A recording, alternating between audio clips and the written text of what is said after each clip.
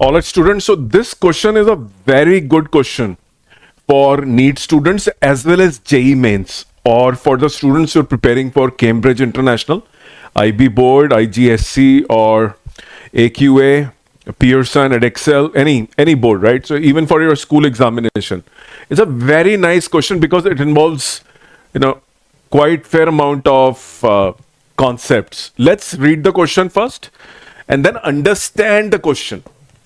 A particle of mass m is projected from the ground with initial linear momentum p to have maximum possible range. Words देखिए आप, एक particle को आपने project करा है with it has a linear momentum p. कैसे project करा है? How have you projected it? It got to have a maximum possible range, right? Now this is a good story, right? Maximum possible range has a story behind it. You know that, right? Let's talk. Its minimum kinetic energy will be 1, 2, 3 and 4, right? So the situation looks like this. See, my first aim is to read the question properly, understand what are the stories in the question. So there is a story of maximum possible range. There is a story of linear momentum. Okay, so a projectile has been projected with some linear momentum, and the initial momentum is p, and it is initial, right? And then it talks about kinetic energy. That's another story, so to say, the story of kinetic energy, but in the context of a projectile motion, right? So let's project a body.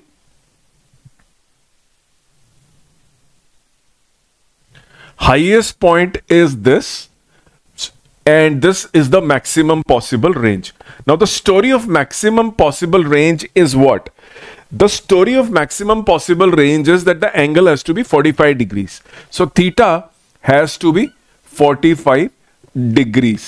We know that, right? So that's a given hint in the question. Now what is the all right, so we know that the initial momentum being referred to, right? So the body is projected with the intent of maximum range.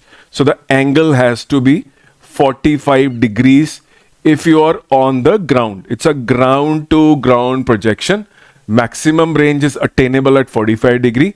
The height will be attained here. The initial velocity, the total velocity of the body is u cos 45i plus u sine 45j, which is u by root 2. So I'm just writing the total velocity of the body, I plus u by root 2 j, right? So therefore, if I have to write the magnitude of this v velocity, it is this square plus this square. So this will be u square by 2 plus u square by 2 under root, and I get an answer as u. So my initial velocity of projection is this much. So my initial momentum is equal to m into u if it comes to that, right? So we are talking about magnitude in the question. It clearly states that we are talking about magnitude. P is the magnitude, right? So we know P is equal to mu. At the highest point, what is going on at the highest point? The velocity, the kinetic energy. When I say velocity, there are two components, x component and the y component. The y component continuously shrinks as you go up, whereas the x component remains same. So the kinetic energy is minimum at the highest point because Vy has become 0. It has shrunk to 0 value. So therefore, the only velocity you have here is ux is equal to u cos 45 degree I. And the y-axis velocity has shrunk, and therefore this point corresponds to the minimum kinetic energy. So the kinetic energy is going to be half m u by root 2, right? Whole square. This is your minimum kinetic energy. You have also found out that p square, I square, both the sides is equal to m square u square. right? I am going to put value of u square is equal to p square by m square, which fetches me this half m u square by 2. And if I put the value of u square to be p square by m square, so this is equal to half m, and u square I get it as p square by 2m square. So I get an answer of p square by 4m. So the correct choice is this. So this question was tricky question because it had a lot of stories inside it. A story of maximum possible range. The implication is 45 degree. Then the linear momentum magnitude. You should have been able to write the linear momentum magnitude nicely. The velocity have been, so one component is this, which is u cos 45i. And then this is u cos sine 45. So I have written it in a vector notation.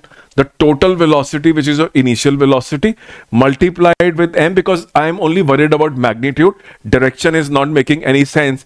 And then, very importantly, the word minimum kinetic energy, right?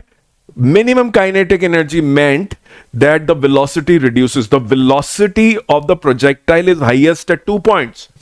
At this point, when you launch it, both y and x are very high.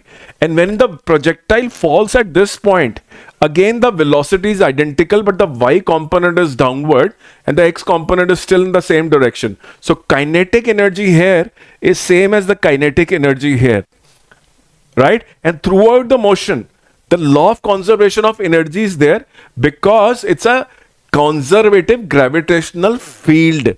And whatever loss you had because of the shrinkage of the y velocity was compensated by gain in potential energy. So if I were to write a law of conservation of energy here, I will write mgh highest plus half mux square is equal to the initial kinetic energy, right?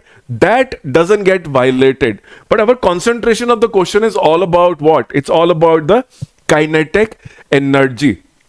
And therefore, the shrinkage of velocity, y velocity is the one changes, right? So x never changes. So no shrinkage in x-axis means the kinetic energy because of the x-axis component doesn't shrink.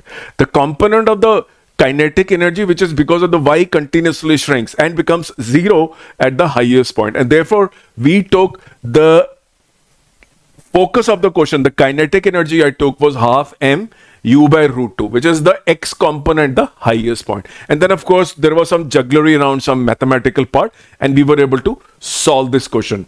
Please don't forget to watch my playlist on power, work, energy, important topics. Clubbing of questions like projectile energy and stuff like that is very common in competitive examination because they're trying to test you for deeper level of understanding. They're not trying to test you for, some factual knowledge or basic understanding. Even the board examination today, which is being conducted by CBSE or for that matter across the globe, AP Physics, IB board, Edexcel, all have become very understanding oriented. So if you have good understanding of the situation is when you will be able to solve the problems confidently. So if you want to develop confidence, your base has to be very strong. Go through my video, go through my playlist. Do not forget to subscribe to this channel because I've been continuously telling you a lot of questions in examination which you will appear for will sound very similar to this. Okay. Now, a lot of people have told me don't say they will be same. Now, there may be same questions also, but I think it's more reasonable to say they will sound similar because the concepts which are there are available to you. Listen to these videos repeatedly, get a grasp of how to solve numericals and how to introduce concepts while solving the numerical. Every question has a story to tell you and listen to that story very carefully and then draw inferences. Do not start writing immediately when you see the question. Understand the story of the question first. Thank you very much and wait for my next video.